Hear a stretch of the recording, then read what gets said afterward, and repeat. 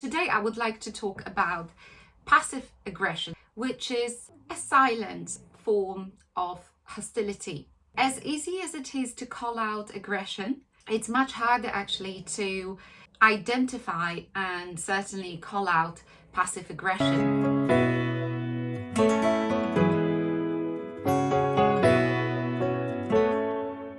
Welcome everyone. My name is Hannah Magdadek and I am a performance coach, an emotional intelligence trainer and facilitator. I help people overcome emotional barriers, self-sabotage and enhance their emotional intelligence.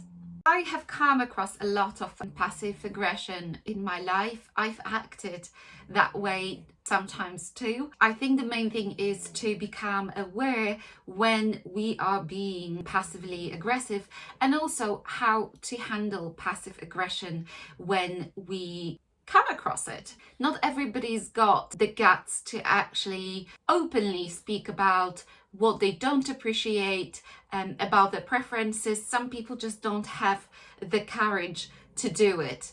So what they will do, they will practice the fine art of appearing not angry when they're angry, actually, inside.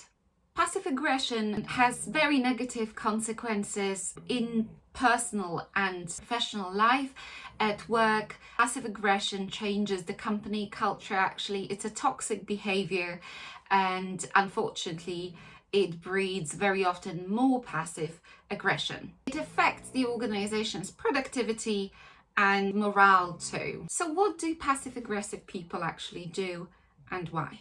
While the passive aggressive behavior sometimes is pretty hard to pin down, there are certain common signs, such as refusing to discuss concerns openly and directly, avoiding responsibility, and also being intentionally inefficient. So at work, we may come across someone not meeting the deadline, explaining that they forgot about it, misplacing some documents, not disclosing certain information, sometimes choosing not to take action instead of solve a problem.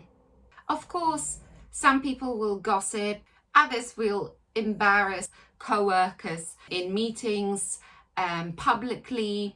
I guess the most popular behavior is actually sulking, avoiding eye contact, avoiding having a conversation, or while having a conversation, sarcasm. Sarcastic comments can be very passive aggressive. I'm not saying every sarcasm is a display of passive aggression, but it's a very common sign. Using words such as, oh, everything is fine, I'm okay, withdrawing, of course, and promising to change when in reality nothing ever changes. Just saying it to shut the person down.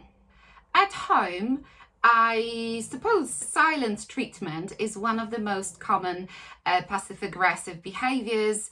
Sulking, again, icing someone out, being cold, being withdrawn, and then when asked, denying it all to avoid confrontation, to avoid the resolution of the problem. I personally struggle with this behavior because it actually really disempowers the relationship, and it means that we cannot communicate. So there is nothing then the other person can do. So why do people act in a passive-aggressive way? Well, because they've been harboring anger and they need to get rid of it. So this is a way that they can do it in an innocent, probably, according to them, way.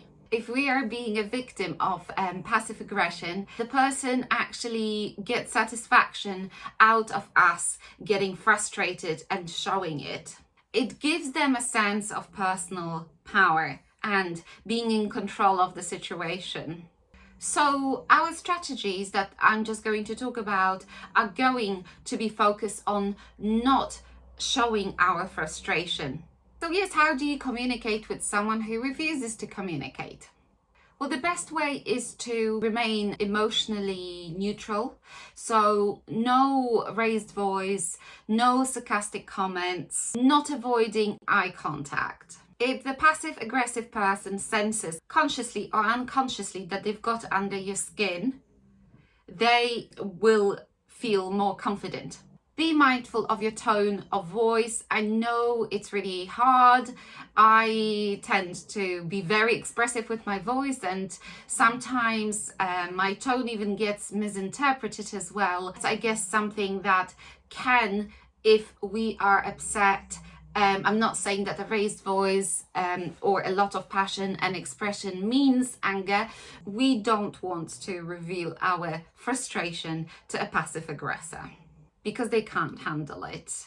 Regardless of what we do, the best way really is to speak to the person face to face. When we experience passive aggression, it's quite often via, for example, texts or emails. It's less likely to happen and it's easier to deal with it as it happens. And if you can speak to the person face to face, do, or alternatively, on the phone. There are a lot of misunderstandings as well at work like that, which aren't actually intentional, and they can be easily resolved by speaking to someone directly. If someone who's been acting in a passive aggressive way by, for example, delaying things, by procrastinating, if they do something right, so for example, they're normally late with a report that they need to submit every month, but this month they've submitted it on time, it's good to actually genuinely praise them, again, without sarcasm, without saying, oh, you know, what, for once you've submitted it on time. No, just saying thank you, it's great, and just talk to them about something else in a nice way. No matter what you do, just don't respond to passive aggression with passive aggression. If there is something that has really upset you, just leave it for a moment, but don't leave it too long. Ignoring passive aggression is not going to make it go away. Passive aggression is hardly ever called out, so I hope you found this video helpful. I think we need to pay attention to those less obvious things as well, less obvious behaviors. I think the point is really, wherever we are surrounded by people, to always be open to communicating, to have a dialogue and at least have a conversation. Brushing something under the carpet or making someone more frustrated, personally, I don't believe these are good and sustainable solutions. Sometimes we just need to move past our own ego and be the better person. So if you found this video useful, if you're interested in topics related to high performance, emotional intelligence, the human behavior, strategies to live life more effectively and in a happier way, you might want to sign up to my channel. I'd love it if you left a comment or shared this video. Thank you for watching.